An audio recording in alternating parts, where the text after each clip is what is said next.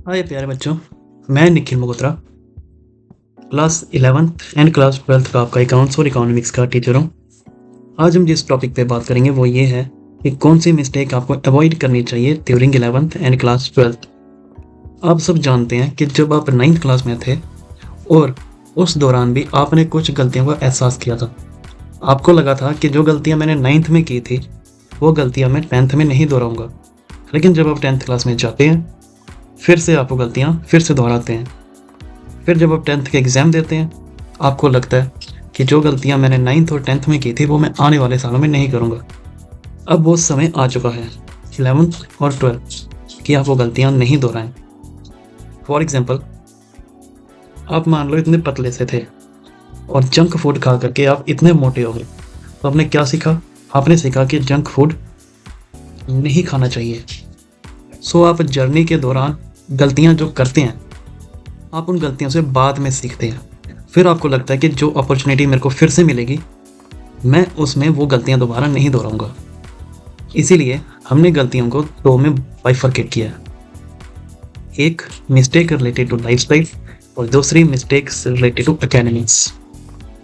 Mistake जो lifestyle से related हो, इससे पहले मैं आपको बता दूं कि मैं 6 साल यूपीएससी में दे चुका हूं और मेरे को पता है कि ये चीज़ कितनी काम करेगी। इसका नाम है स्लीप।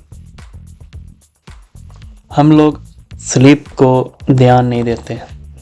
स्लीप का ध्यान देना बहुत ज़रूरी है। अगर आप इस पे ध्यान नहीं दोगे तो आप पढ़ नहीं पाओगे अच्छे से।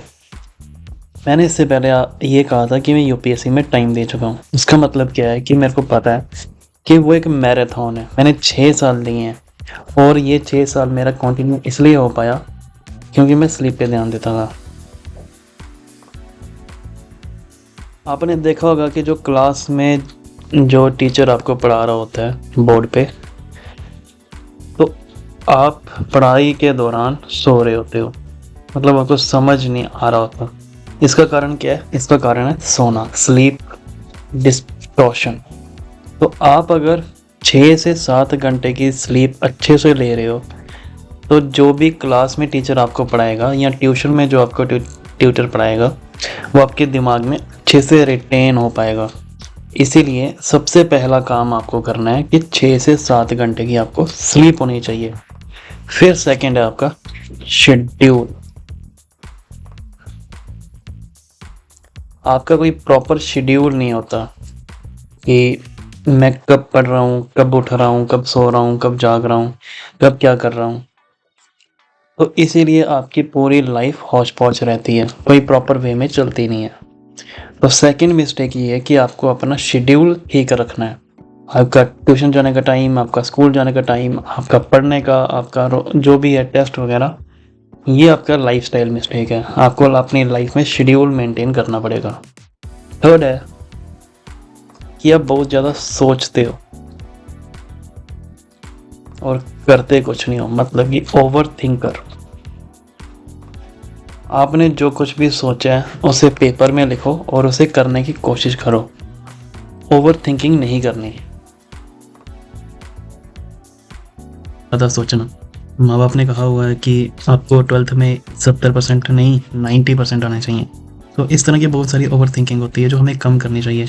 डिस्ट्रैक्शन बहुत ज़्यादा होती है अपोजिट जेंडर्स को लेकर के। तो थिंकिंग नहीं, ओवर थिंकिंग नहीं करनी है, आपको थिंक करना है, सोचना है, विचारना है कि जो मैं कर रहा हूँ वो सही है या गलत है। इसके बाद है कंपैरिजन। आप कंपैरिजन करते हो दूसरों के साथ और फिर डीमोटिवेट हो जाते हो। कंपैरिजन अगर करना है तो खुद के साथ करना है, 1% बनाना है खुद को बेस्ट हर दिन।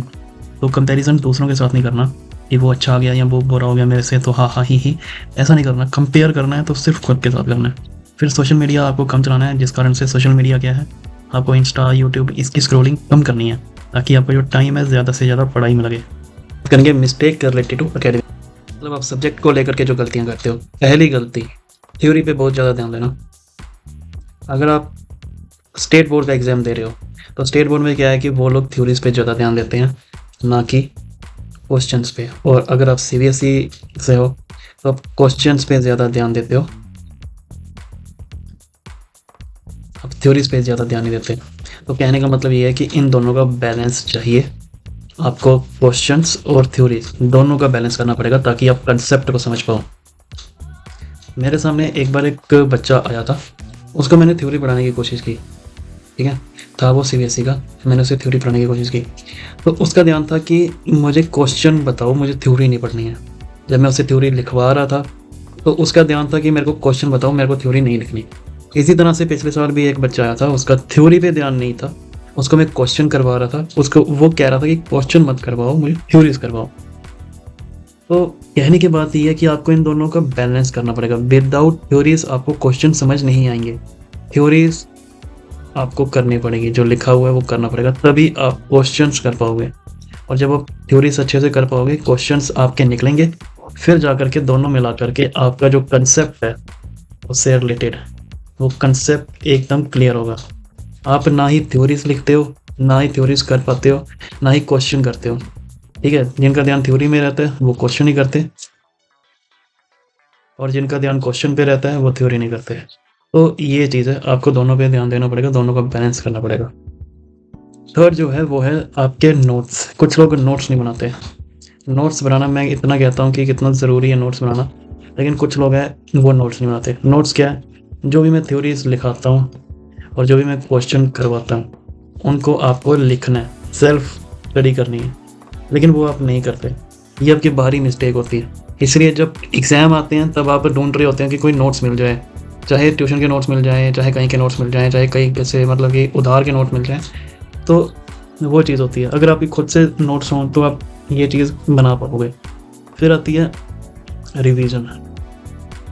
रिवाइज आप कैसे कर पाओगे जब तक आपके नोट्स नहीं होंगे? इसलिए मैंने कहा ना, नोट्स बनाना कितना ज़रूरी है। नोट्स होंगे तभी तो रिवाइज कर पाओगे, और जब आप नोट्स नहीं बनाओगे तो रिवीजन भी नहीं होती। लास्ट का जो जैन का मंथ आ जाता है या फेब का मंथ आ जाता है, जब आपको कहते हैं कि रिवाइज करो, तब आप नोट्स ढूंढने की तैयारी कर रहे होते हो, ठीक है। और इसके बाद आपकी जो गलती है वो है PYQ नहीं देना, नहीं देखना, ना प्रीवियस ईयर क्वेश्चन देखने हैं, ना मॉक देना है। क्यों? क्योंकि बैकलॉग लगा हुआ है, हमने अभी तक सिलेबस कंप्लीट नहीं किया हुआ, तो हम PYQ कैसे दें? तो बात ऐसी है कि जब तक आप सिलेबस कंप्लीट करोगे तब तक तो बहुत देर होगी ना। आपको ऐसा लगता है कि PYQ हम तब देंगे कि जब सिलेबस कंप्लीट होगा, लेकिन सिलेबस आपका कंप्लीट होता ही नहीं है, क्योंकि आप ना ही नोट्स बनाते हो अच्छे से, ना ही रिवाइज करते हो, तो आपका सिलेबस कंप्लीट होगा कैसे?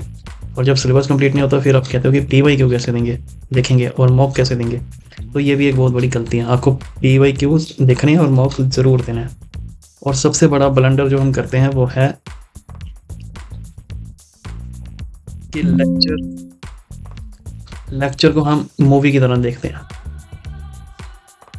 ना ही हम टीचर के बताए नोट बनाते हैं, और ना ही उसको रिवाइज करते हैं, ना ही PYQ देखते हैं, और जो लेक्चर है उसको मूवी की तरह सुन रहे होते हैं। बीच में कभी कभी सो भी जाते हैं और हमें लगता है कि हो गया, लेक्चर हो गया, ठीक है। और ऐसे करते करते हमें लगता है हमारा सिलेबस भी हो गया, लेकिन हमें सिलेबस कुछ नहीं आता, क्योंकि हमने नोट्स ही नहीं बनाए हुए ढंग से। तो जब तक आपने नोट्स नहीं बनाए, जब तक आपने उसको रिवाइज नहीं किया, जब तक आपने उसके PYQ देखे ही नहीं है, तो आपका सिलेबस होगा कैसे? वो तो होगा ही नहीं। आप खुद को होशियार समझते हो, आप कहते हो कि जो भी हम लेक्चर देख रहे हैं वो हो जाएगा तो हमारा सिलेबस हो जाएगा। ऐसा नहीं होता। आप लेक्चर को मूवीज़ की तरह नहीं देख सकते। लेक्चर में जो भी टीचर पढ़ा रहा है उसको आपको लिखना पड़ेगा, राइट करना पड़ेगा उस दिन क्लास में, और घर जा कर के भी उसके नोट्स, सेल्फ नोट्स बनाने पड़ेंगे, तब जा कर के कंसेप्ट क्लियर होते हैं। तो हमने जो यहाँ पर देखा, एक मिस्टेक जो लाइफ स्टाइल से रिलेटेड है, एक मिस्टेक जो एकेडमिक से रिलेटेड है। लाइफ स्टाइल में कौन कौन सी थी? अगर आप अपने स्लीप पैटर्न को ठीक करोगे तो ये भी आपकी एक मिस्टेक ठीक हो जाएगी। आपने अपने स्लीप पैटर्न को सुधारना है, ठीक है। अगर आप अपना 6 से 7 घंटे सोओगे, आपके स्केड्यूल अच्छे बन जाएंगे। जब आपके स्केड्यूल अच्छे बन जाएंगे, फिर आपकी जो सोचने की क्षमता है वो अच्छी हो जाएगी।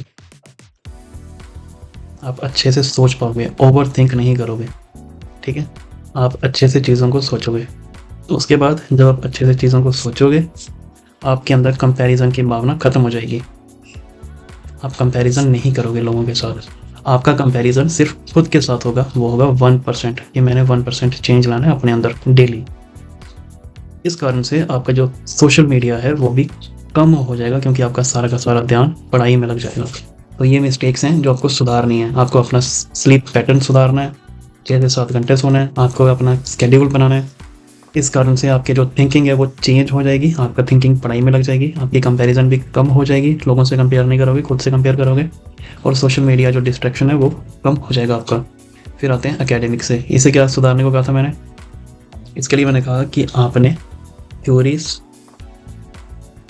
और क्वेश्चंस पे बैलेंस बना करके रहना है, क्योंकि अगर आप थ्योरीज और क्वेश्चन का बैलेंस बनाओगे तभी जा करके आपको कंसेप्ट क्लियर होगा, नहीं तो आपको कंसेप्ट आएगा ही नहीं। चाहे आप थ्योरीज पे ध्यान दो, जहाँ आप क्वेश्चन पे ध्यान दो। और कंसेप्ट आने के लिए आपको सबसे ज़रूरी क्या है? Notes making. आपको अपने नोट्स बनाने होंगे, जो टीचर पढ़ा रहा है वो भी लिखना है, और दूसरे दिन घर में जाकर के भी नोट्स बनाने हैं। ठीक है, जब नोट्स बनाओगे तो नोट्स बनाने के लिए जो लेक्चर देख रहे हो वो भी अच्छे से देखना है, वो मूवीज़ की तरह नहीं देखना। लेक्चर को लिखना है, मूवीज़ की तरह नहीं लिखना, उसको राइट करना है। उसी दिन जो भी पढ़ाया जा रहा है उसको कॉपी में लिखना है, हाथ टूट नहीं जाते हैं आपके। ठीक है, और इसके बाद जब नोट्स बनाओगे तो रिवाइज भी करना है। रिवीजन करोगे तभी जा करके टेस्ट दे पाओगे, और तभी फिर PYQ भी देख पाओगे, और तभी फिर मॉक भी देख पाओगे। ठीक है, तो ये मैंने 10 गलतियाँ आपकी बताई हैं जो आपको सुधारनी होंगी। फिर से एक बार मैं जल्दी से बता दूं, 2 तरह की मिस्टेक है आपकी ज़िंदगी की, एक लाइफस्टाइल मिस्टेक, एक एकेडमिक की मिस्टेक। एकेडमिक को सुधारने के लिए आपको कंसेप्ट बिल्डअप करना है। कंसेप्ट कैसे बिल्डअप होगा? आपको थ्योरीज देखनी है, क्वेश्चन देखने हैं, नोट बनाने हैं, और जो लेक्चर्स है उसको राइट करना है उसी दिन। फिर घर आकर के भी उसके सेल्फ नोट बनाने हैं। और इस कारण से जब आप नोट अच्छे से बना लोगे, आपकी रिवीजन करने में भी आपको आसानी हो जाएगी। और लाइफस्टाइल मिस्टेक्स क्या थी? आपको सोना है 6-7 घंटे, शेड्यूल अच्छे से बनाने हैं, थिंकिंग ओवर थिंकिंग नहीं करनी, कंपैरिजन करना है खुद के साथ, और सोशल मीडिया कम कर देना। तो थैंक यू सो मच। ये मैं अपने एक्सपीरियंस के बिहाफ के दौरान जो जो मैंने सीखा वहाँ से मैंने ये चीज़ें निकाली हैं। तो आपको भी अगर कि किसी गलती का एहसास हुआ है और वो आप शेयर करना चाहते हैं तो आप कमेंट सेक्शन में ज़रूर बताना। Thank you so much. Bye.